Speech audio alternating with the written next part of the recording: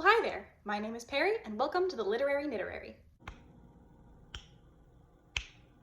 Alright, so today I'm coming to you with the rapid fire book tag, originally created by the channel Girl Reading, which I'll link in the description down below. Essentially why I wanted to do this video is because I think it provides a good overview of a person's reading habits and reading personality, which can be useful for getting to know you purposes. This tag basically consists of a series of this or that questions about your reading life, and without further ado, let's get into it. The first question is ebook or physical book, and this is actually a tangent that I've had to cut out of a couple of my videos now because it sort of explains a lot of what I'm picking up to read right now and why that's not exactly the same as what my baseline taste normally is. The short answer is physical book all the way.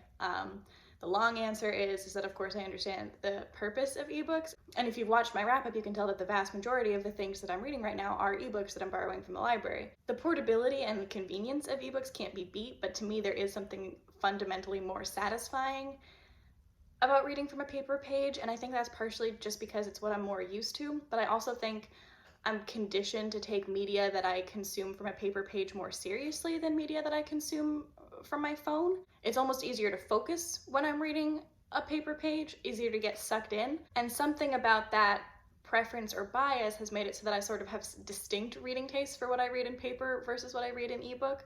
Like, I dramatically prefer reading things like classics, historical fiction, lengthy adult fantasy, nonfiction, poetry. All of those things I would much prefer to read in physical form, whereas anything that's more plot driven, so a romance or a thriller or a mystery or a lot of young adult contemporaries, I have no problem reading those things in ebook form. That doesn't bother me at all, which is why in conjunction with sort of things that I'm being compelled to pick up because they're maybe a little lighter or a little easier to get into, because that's just what I want in general, I'm picking up things that are lighter or easier to get into because I'm not able to access my library's physical collection right now, only their ebook collection. Just sort of the composition of things that I'm taking home from the library is different than it would be if I were able to go and take out physical books. So the short answer is physical books. The nuanced answer is that I have almost two different reading tastes for the two different formats.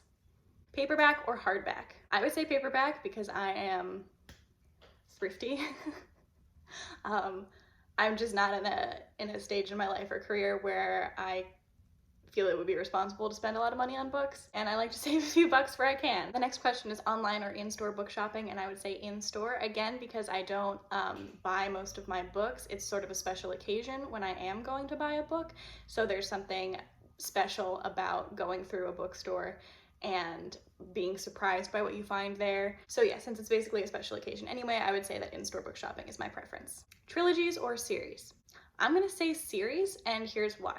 I think that books that are planned out and sold as entries in a trilogy usually stand on their own less effectively than books that are part of a longer series. So I just finished The Bone Witch by Chupeco, which I don't think plot-wise stands on its own as a single book that well at all. I think you kind of need to keep reading. Once you've started reading, you need to keep reading to get a sense of the text as a whole. I understand that it can be difficult to get a satisfying conclusion to a series of indefinite length, but the individual entries in a series of indefinite length feel more like separate linked texts to me than the individual entries in a trilogy, which feel dependent on each other for survival. Does that make sense? So quite frankly, I'm gonna say I prefer series because I think you're more likely to get more structural integrity for your buck, almost. Heroes or villains? I'm gonna say tragic heroes, both in sort of classic or classical drama and outside of it. A book you want everyone to read. Okay, Between the World and Me by Ta-Nehisi Coates. As it turns out, Toni Morrison agrees with me. She's quoted on the book as saying this is required reading, and frankly, this so thoroughly revolutionized the way that I think about race. I honestly am due for a reread. I read this my freshman year of college and it changed the way that I think about race. And I frankly think that if you're a white person living in America, you should read this book. I agree that it should be required reading. It's heavy, and it'll crack your mind open. But I think this book made me a better person. Honorable mention, though, I think would be 1984 by George Orwell, just because this was a book that gave me the confidence to believe that no one else is allowed to tell me how I'm supposed to think or what I'm supposed to think, which was something I desperately needed. It was a text that changed my life when I read it, and I think that the upswing in the popularity of this book right after the 2016 election is very telling. I think that this is a necessary book that everyone should read. All right, the next question is recommend an underrated book. Now, I'm not sure that this is technically underrated because there's a fair amount of critical scholarship dedicated to it, and it is to some extent a canonized classic, but my pick is Villette by Charlotte Bronte, which I classify as underrated because Jane Eyre gets so much more hype. If hype is even the right word for a classic, it gets so much more attention than Villette, even though Villette is, okay, I can't pick between them. That's like asking someone to choose between their kids. All I can say is that Villette is at least as interesting, as fascinating, as devoted to the inner life of a complex, intelligent female character. There's a bunch of interesting gender stuff in Villette. There's never been a movie made of this, whereas think about how many adaptations and retellings of Jane Eyre there are constantly. Like, this book deserves a lot more love than it gets for how insanely, incredibly good it is. It follows Lucy Snow, who has a tragic childhood that she won't tell you about, and then goes overseas, leaves England, and becomes a teacher at a school. This book, man, it's a little sadder than Jane Eyre, and the central narrative voice is a lot more difficult. Lucy's a more difficult character than Jane Eyre. If Jane speaks herself into being, Lucy is trying to speak herself out of existence, if that makes any sense. I am definitely going to do some videos, probably more than one video, about this book because there's so much here. And doesn't get enough love, okay? The last book I finished was Get a Life, Chloe Brown by Talia Hibbert, and I thought it was okay. The last book you bought. Okay, the last book I bought is actually two books. I was working at a large chain bookstore that you might have heard of until some quarantine-y things happened, and then I wasn't anymore. But before I left, I bought two books there for myself. The receipt is still in this one. This is How You Lose the Time War by Amal, El-Mohtar, and Max Gladstone, which is a science fiction time travel book about two time agents fighting a time war, from the title, who write letters to each other and then eventually fall in love. And then Pachinko by Min Jin Lee, which is a sort of multi-generational familial epic saga set in Korea, which I read the first chapter of while I was behind the cash register at that job that I used to have, and I just was like absolutely hooked on the writing style, and I was like, this is precisely what I want to read. So those were the last two books I bought. Weirdest thing you've used as a bookmark? Another book? Put a little book inside a big book? The most common non-bookmark thing that I use as a bookmark, though, is like little bits and bobs of yarn, like when you finish weaving in the ends of a project and you cut it off and you have like 3 to 6 inches of yarn left or whatever. You can see what that looks like here.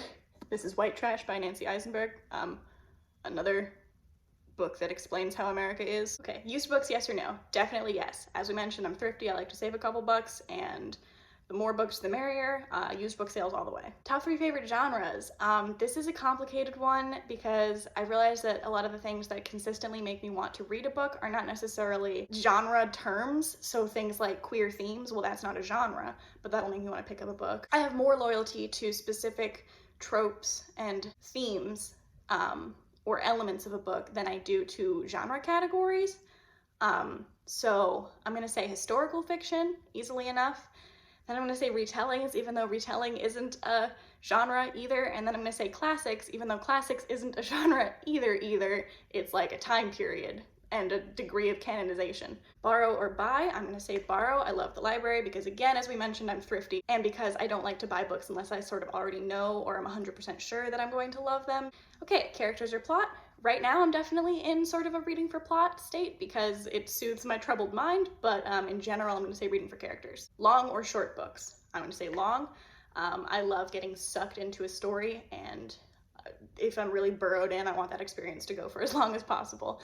Right now I'm sort of the queen of reading a book in one day, but in general, long books follow up long or short chapters. I'm going to say long chapters. I appreciate books where every chapter is sort of like a little vignette. I like those, but they do call attention to the status of a book as a book. So a chapter heading pulls you out of the text and out of the world of the story and calls attention to the fact that you, a reader, are reading. So it re-embodies you in your own perspective, whereas a book without chapter breaks, there's no interruption. The frame of the experience isn't called back to your mind, if that makes sense. So the illusion of immediacy is easier to maintain if there are no chapter headings. Name the first 3 books you think of. Pride and Prejudice by Jane Austen, Northanger Abbey by Jane Austen, The Mysteries of Udolpho by Anne Radcliffe.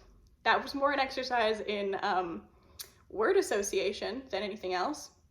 Books that make you laugh or cry. I'm gonna say I prefer to cry. I think that's a really cathartic experience. One of the last books that made me weep like an infant was Everything I Never Told You by Celeste, also The Way to the Stars by Ancrum. And then I read Station 11 by Emily St. John Mandel on a train and cried right there in the middle of the train for everyone to see. Our world or fictional worlds? That is a tricky one to answer. I'm going to say our world, and I cannot support that opinion at all. Audiobooks, yes or no? Yes and, or yes but, I need to know when I'm going to be consuming them. So when I first got into audiobooks, I was driving to a job half an hour away from my house. So I would listen to my audiobooks on the drive to and from work. The next time I got into audiobooks, I was taking public transit a lot. Right now, I don't have a place where audiobooks would go in sort of the rhythm of my days. And because I don't know when I would listen to them, I won't listen to them. So I don't ever read an audiobook as a substitute for reading a physical book. And I don't. If I'm somewhere where it's as practical to watch a booktube video, I'm gonna watch a booktube video. It's sort of audiobooks are for when I'm outside of the Wi-Fi. Do you ever judge a book by its cover? Yeah, to some extent. That's part of what a book cover is supposed to do, is tell you what's inside the book. I'm trying to think of the last time I did that, and it might have been Tell Me How You Really Feel by Aminah Safi, which the cover. Book to movie or book to TV adaptations. I'm going to say book to TV just because you have more time to deal with the subject matter, but if I get to cheat, I'm going to say book to stage. So there. A movie or TV show you preferred to its book. I can't think of one. Oh no, I know what it is. Okay, if we're cheating and using musicals, it's gonna have to be Natasha Peer and the Great Comet of 1812, composed by Dave Malloy, versus War and Peace by Tolstoy. I read about 900 pages of this because of Natasha Peer and the Great Comet of 1812. I am going to finish it someday. This is amazing. The musical is even more amazing. 11 out of 10, and it's sung through, so the soundtrack basically gives you the whole story, and you should listen to it. Okay, and for our final question, we have series or standalones, and I'm gonna say definitely standalones. I like a one and done. I like to not have a sense of obligation to a book once I've finished it. Is that weird? I've been reading a fair amount of series recently, but yeah, I just really prefer when a book can wrap up its whole story in one volume. I prefer loosely linked series to like something like a duology or a trilogy where there's an arc that you need the whole book to get through. And as we mentioned, I'm not averse to long books, so if you need 800 pages to get your whole story in, I'd rather read one 800-page book than two 400-page books. Also, I'm impatient and I don't like to wait for sequels to come out. And I feel a real sense of obligation once I've read the first book in a series to read the whole series so that I can judge the text as a whole, if that makes sense, which I know is irrational. Like if I finish a book and it's 3 stars, do I need to go on with the series, or should I try another book to see, another totally unrelated book to see if it's 4 or 5 stars?